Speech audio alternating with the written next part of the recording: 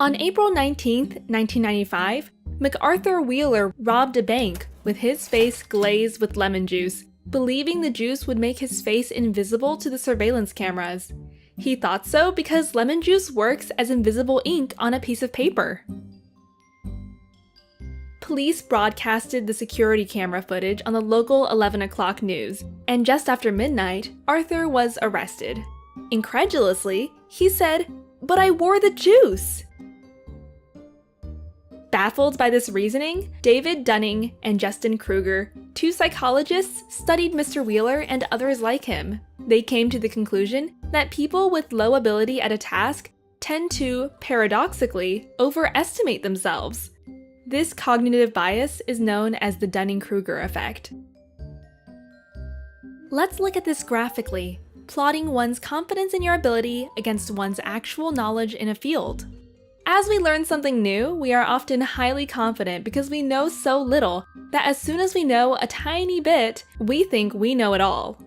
Those who stop learning here maintain a false sense of mastery. Those who continue learning realize things are more complex and often lose motivation. And the more they increase their knowledge, the lower their confidence becomes. Many stop at this stage, thinking they've learned nothing. Only if we keep going can we regain confidence while getting better.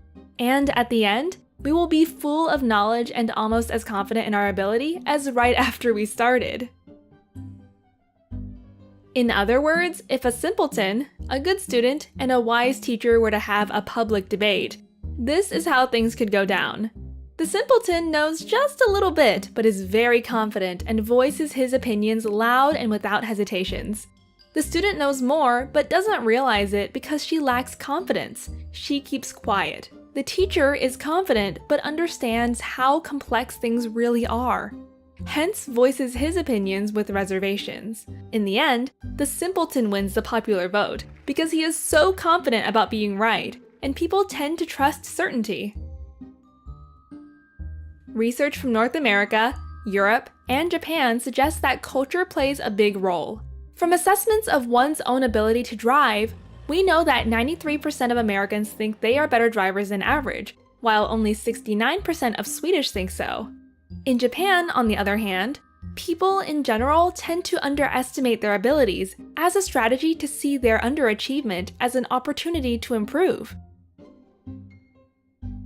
Setting out on a journey of learning can be a daunting experience. What starts off as a leisurely stroll soon changes into an intense battle of willpower between you and an intimidating amount of knowledge.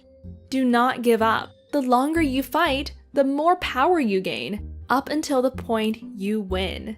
And in the end, if you persevere, you may be elevated to the ranks of Socrates, who over 2,000 years ago left us with a quote of wisdom: "I know that I am intelligent, because I know that I know nothing."